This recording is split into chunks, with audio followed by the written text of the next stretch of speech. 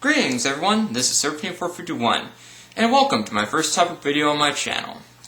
As you can see with the title, I chose to discuss marriage in comics. I have been reading and researching comics for 6 years, and this is the topic that I wanted to talk about for the longest time.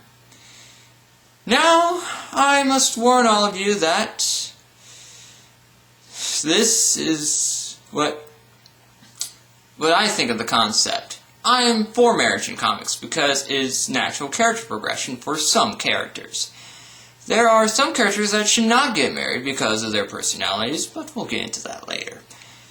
I believe that it would be very apropos to compare two marriages that are still around in the comic book world. And the best examples I can think of is Reed and Sue Richards of the Fantastic Four, and Buddy and Ellen Baker from the DC Universe. Let's start with the first family of the Marvel Universe, Reed and Sue. Reed is a scientist with a brilliant mind, and it was his experiment that gave the Fantastic Four their powers. Sue is also a scientist with some degrees under her belt. They also have two kids named Franklin and Valeria, or whatever, however you pronounce that name, Richards. On their own, they are unique characters, but together, they are a great couple. They got married in Fantastic Four Annual number 3 in 1965, and have been married since that day, with some hiccups along the way.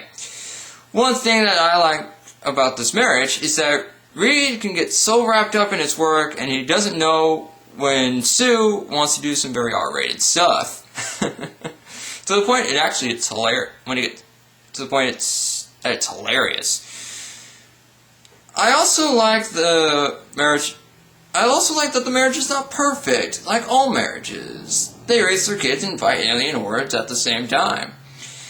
I can see the love they share for each other, and that is a good thing to see in modern comics.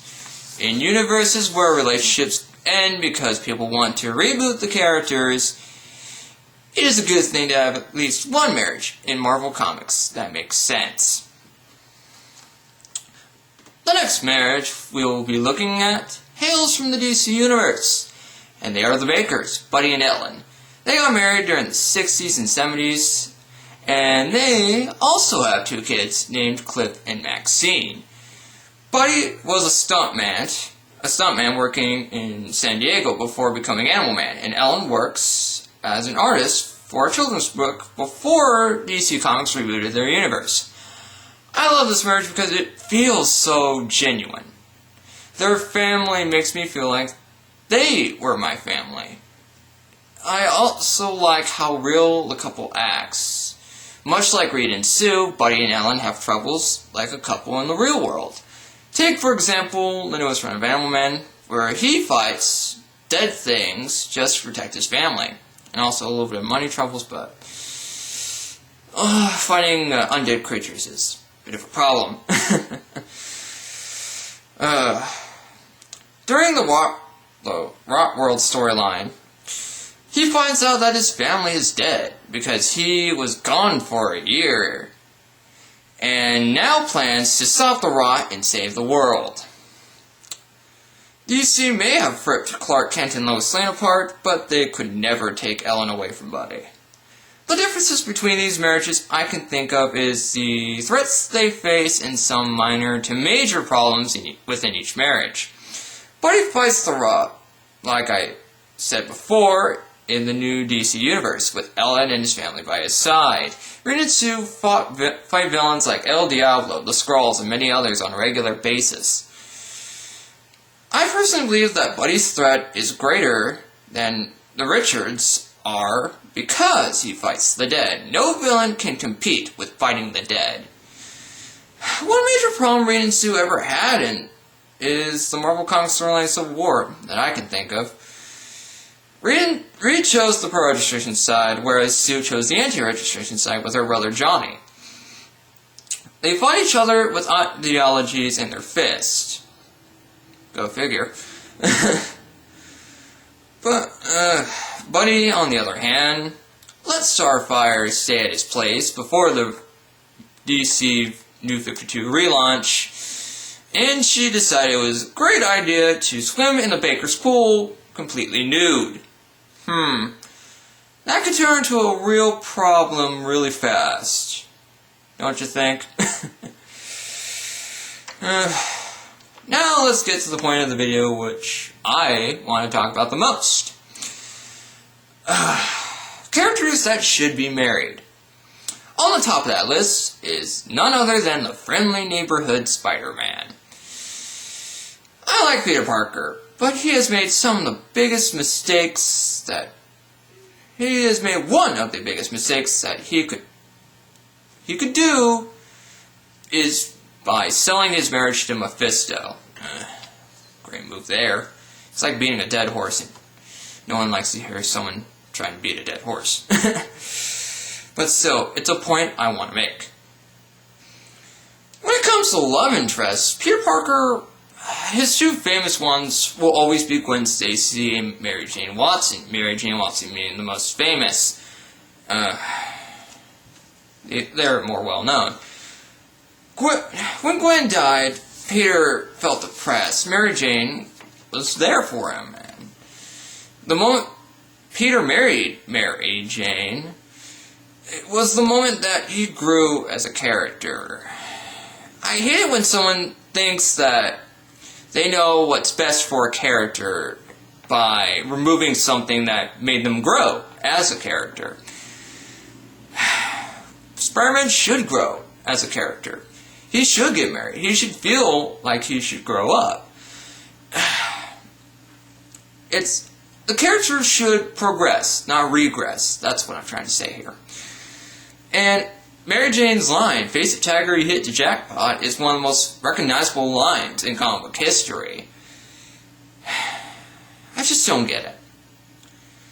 The point I'm making here is, I loved their marriage, and I hate that it's gone. These are the characters that should not get married. And those of you who know me very well will know what's coming next. The one person I see that could never get married, in fact should never have any relationships to begin with, is none other than Bruce Wayne, or he's most well known as Batman. This guy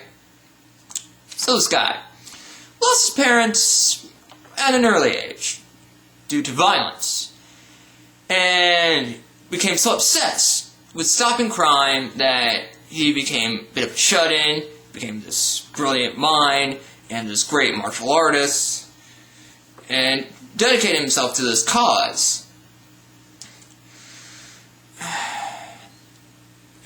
This guy should not have a long line of love interests. This shouldn't happen. In the real world, this guy would be the guy who would be a shut-in, very rich shut-in, wouldn't let anybody in, and would be building weapons and or cameras to watch over everybody like Big Brother from 1984. Or a conspiracy theorist, I don't know, which, pick your poison. Yeah, but also the thing is, he should not even have children. He adopted 3 sons and has a biological son. This should not have occurred at all. I just don't understand why. I know that those characters are cool and all, but they can work on their own without Bruce. That's what I'm thinking here.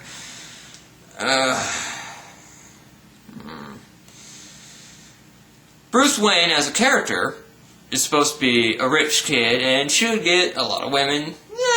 Can have a lot of long-line women at his beck and call. Batman, on the other hand, should not have Talia al Ghul or Catwoman come in for a one-night stand. That's the point I'm making here. Batman should not get married due to his dedication to his mission, and also that with some writers he's a total whack job. No one wants to date a total whack job. that's all I had to say on this topic.